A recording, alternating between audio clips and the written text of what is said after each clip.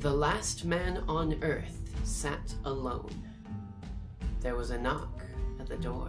You guys remember back when I used to talk about like folklore and literature and mythology more? Like when that was my main thing?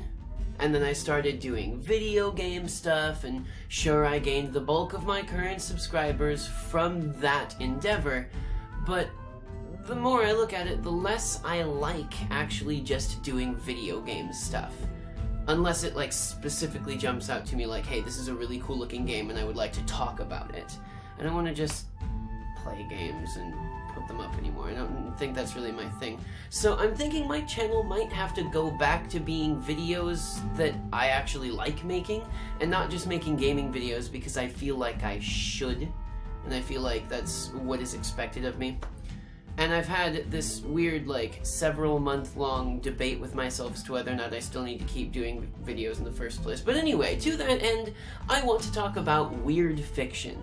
And no, not just fiction that is weird, although that is basically the most basic description that fits this thing. What I'm talking about specifically is that...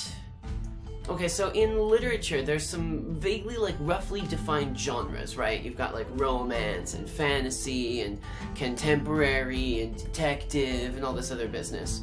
However, you can also have what I guess I don't have any other words to describe, so we'll be calling a supergenre. This is a sort of lens or filter through which the rest of the story is put, giving it, like, a specific flavor. A supergenre is generally one huge trope that pervades the story, like adding the word vampire to the beginning of a genre name. So you get stuff like vampire detective and werewolf romance and paranormal fantasy and all this other garbage that, like, whenever you're looking for a fiction writing job, this is what they want you to write. Most often, now that I think about it, this is the sort of thing that adds an abnormal element, some sort of like supernatural or paranormal nature to an existing story structure. Detective, okay, we get that. Plus vampire, whoa, we're suddenly weird now. Weird fiction is kind of like that.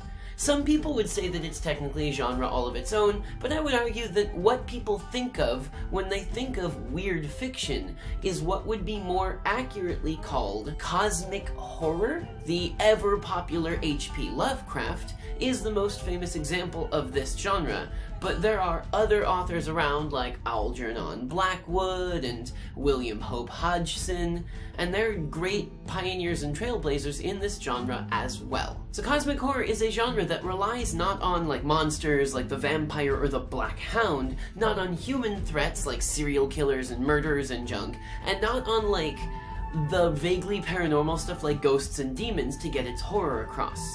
No, cosmic horror's actual true horror comes from the unknowable, and the realization that humans are not only impotent against these things that are so vast and cosmic in nature that those things wouldn't even notice if humanity was just entirely wiped out, but that since such things do exist, the universe strictly doesn't care about humans at all.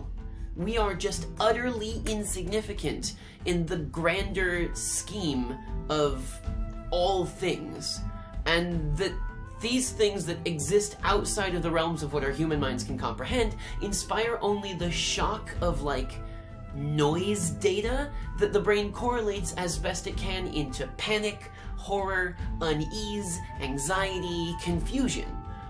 You're not scared because the vampire's gonna get you and drink your blood.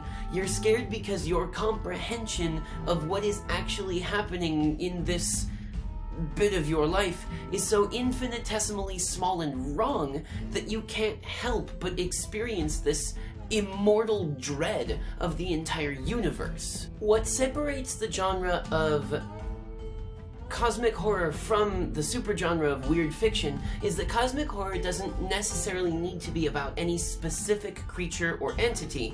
It can just be wholly unparanormal in its storytelling and deal with like real life ideas, like what would happen if a spacecraft got lost drifting in the endless void of space, or what kind of reality exists inside of a black hole, or what manner of just chaos exists as the fundamental forces of nature go smaller and smaller and smaller and smaller.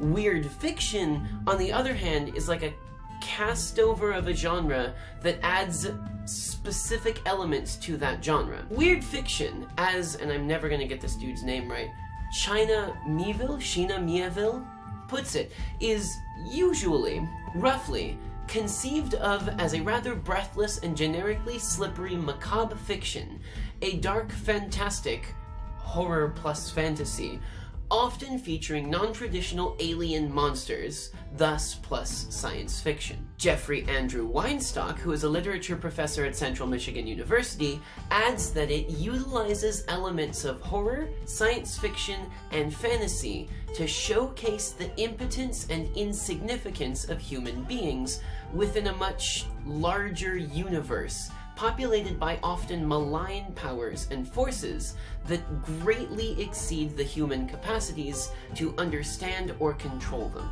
Thus, the weird fiction supertrope can be applied to many other genres simply with the addition of some kind of uncaring and unfathomable being or concept which is at best unaware of, and at worst actively hostile toward, humans, but which cannot be truly grasped by those humans. I mean, even Lovecraft himself defined this idea like this. The true weird tale has something more than secret murder, bloody bones, or a sheeted form clanking chains according to rule.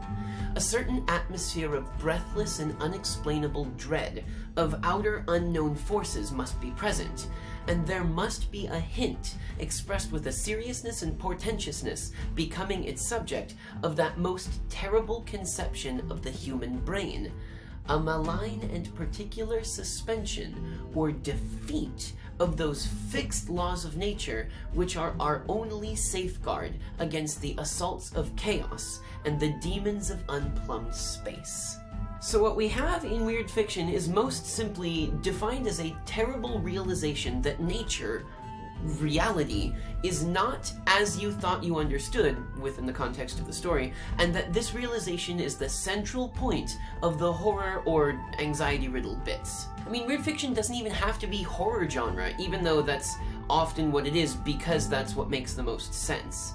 It can apply to other types of horror besides the cosmic horror that we discussed already, so long as those stories treat the things within them as being alien and just outside of the realm of normal comprehension.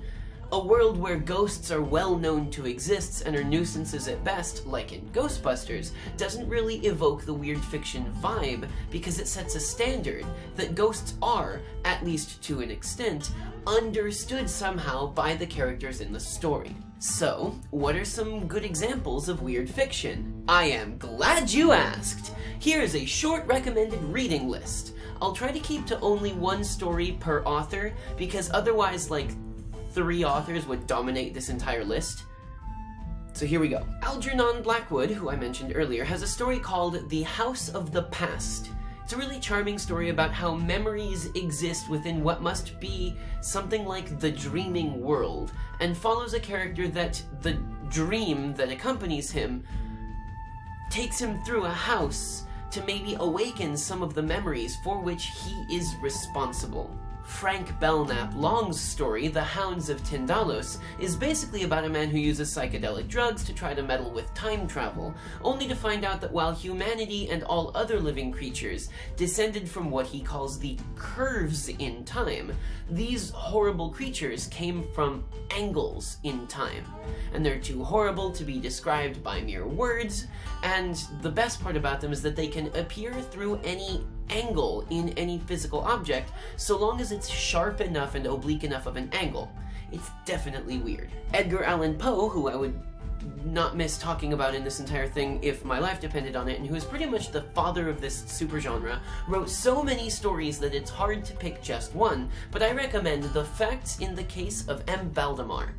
It's definitely not one of his most well-known stories, but it is a story that deals with what could very well be called some kind of necromancy, when the narrator, hypnotizes a man just moments before that man is going to die.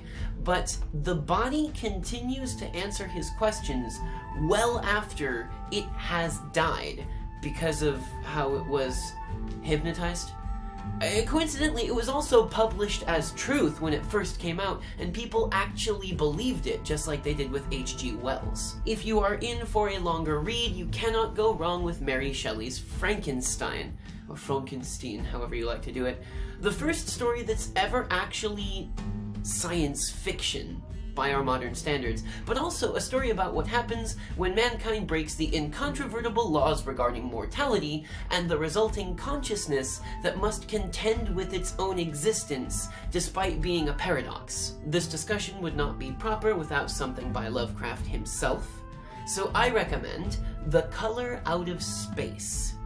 It's a story about this entity that exists only as we perceive it, as a color that has never been able to be perceived by mankind before, and is therefore already pretty terrifying even before it starts killing people. In the next few videos, I want to talk about some of the really good stories in this supergenre, summarizing them and perhaps looking into some analysis of some of them as well, maybe making some parallels to history and seeing what other kind of influences come in on them. We'll start back a bit in time, but there's so much good stuff in this category that's way more recent than 1922 that this series might actually go on for a little while successfully, if you actually enjoy it. I'm not gonna lie, this is highly influenced by Overly Sarcastic Productions, and I'm very fond of their channel, so if you would like to participate in any of these conversations, or you have any suggestions for it or whatever, shoot me a message on here or on Twitter, or go to my Discord. I know I'm not there as often as I would like to be, but shoot me a message, talk to me about those things. Maybe we can collaborate on something. Give me some ideas about stories or authors that you want me to talk about, and we will do it! I am so excited for this. This is a really good video that really feels like I'm gonna be back doing things that I really like doing again, so I'm not gonna stop doing video game stuff forever or anything of the sort, but look forward to maybe slightly less of that and slightly more of stuff like this. Thank you guys so much for watching. I hope that you have stuck around this long. If you have, thank you again. This is the kind of stuff that I actually really would like to be doing more often. Anyway, if you like this video, please hit the like button. You know where that is. It's the one that looks like a thumbs up. There's the subscribe button, which I hope that you've already hit, but if you haven't, please do so. You can also hit that stupid bell icon that's next to the subscribe button, because really that's what the subscribe button should be doing in the first place. It lets you know when my stuff comes out so that you can be aware of it and not have everything just disappear into the blackness of the void of the internet all the time. Yes, thank you! Thank you guys so much for watching, and I will see you next time.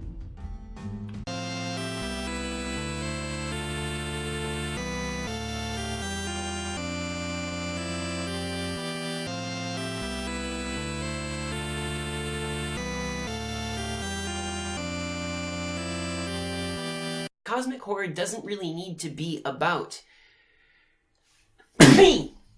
Christ.